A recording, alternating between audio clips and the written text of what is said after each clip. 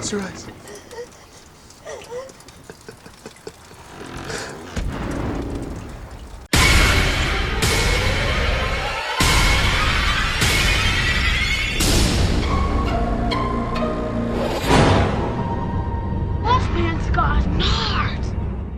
To celebrate the 20th anniversary of the Blair Witch Project, I started reviewing all the Blair Witch movies in the series. So next up is Blair Witch from 2016. Blair Witch is a 2016 horror movie directed by Adam Wingard, and it stars James Allen McCune, Callie Hernandez and Corbin Reed. I'll start with the advertising campaign for this film, because the advertising campaign for this film didn't rival the advertising for the original, but it did outdo the Book of Shadows from 2000.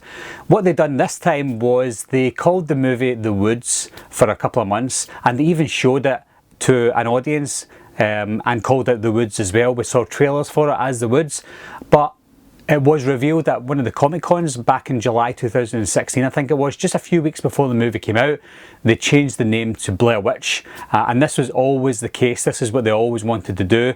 Adam Wingard was obviously part of it, and they decided, let's make it a Blair Witch sequel. They basically wanted to keep it hush-hush, but they also wanted to surprise the audience. Surprises like they did back in 1999. Do something different, something out the box. And they did. I thought it was really surprising, because when I saw the trailer for The Woods, I thought, that looks like the Blair Witch Project, but it still looks interesting. I know it's got nothing to do with the Blair Witch, even though it has. And then when I saw the next trailer to it, which turned out it was the Blair Witch sequel, I thought, okay, this is pretty cool. The trailer made it look good. The movie does look interesting. I'll check it out. It is a found footage film. It has all the tropes of your standard found footage film. We see convenient camera angles and everything like that. I accept that for a found footage movie. I don't have to know that there was only a camera there so we can see this angle, we can see that angle, and it's all convenient. I don't care. It is convenient, but it is a found footage movie. You could potentially watch this movie without seeing the Blair Witch or Book of Shadows. What this movie does is it keeps you up to date with what happened in the original. It's like a history piece.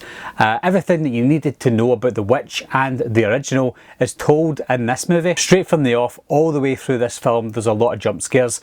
I do like jump scares now and again when the filmmakers build it up. They give us a bit of tension and then we get the eventual jump scare. Those are the worthy jump scares, but this movie doesn't have any worthy jump scares. It has jump scares galore, but it just makes you jump for no reason. You're not scared. You jump because you get a fright of the noise, but apart from that, they're pointless.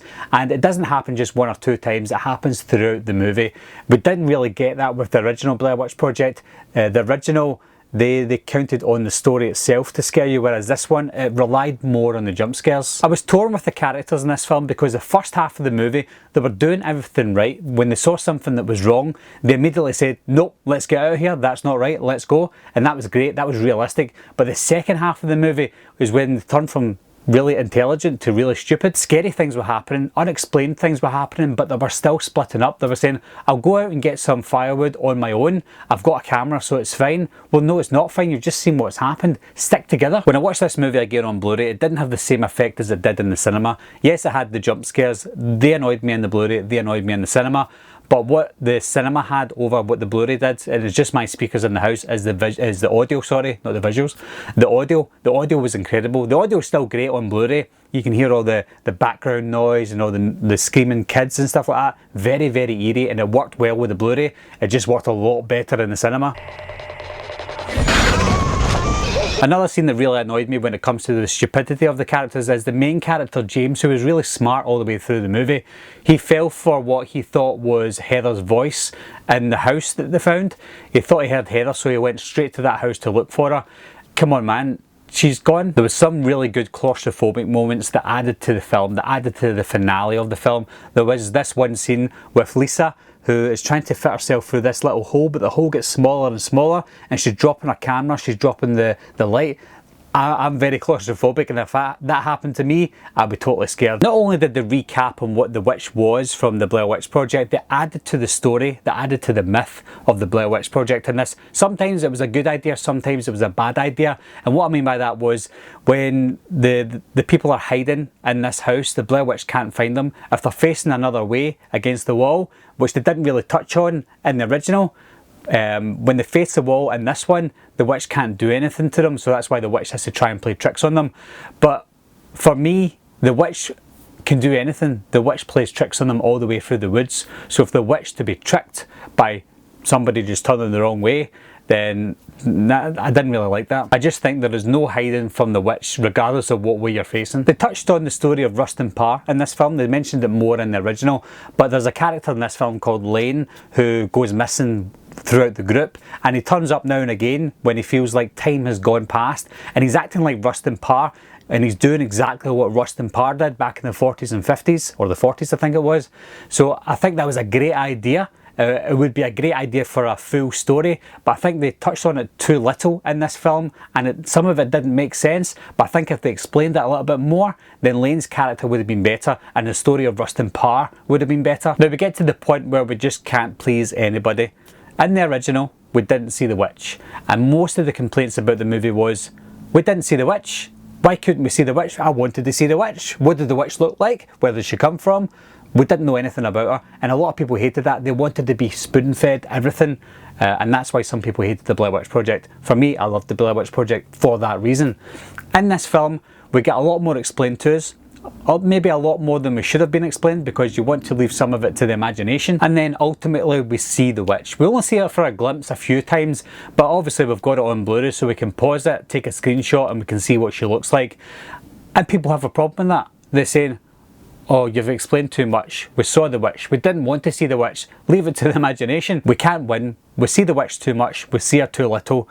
I don't know. Although I don't like the idea of the witch being tricked because you can face the wall and nothing can happen to you, I do like the idea that the witch can control how you're thinking. For example, James thought he saw or heard Heather, and the witch is making him think that. And the same with what happens with Lisa in this film. The witch knows that she can see her through the camera, so she's tricking the witch and she's winning, but then the witch pretends she is James and it makes Lisa turn around.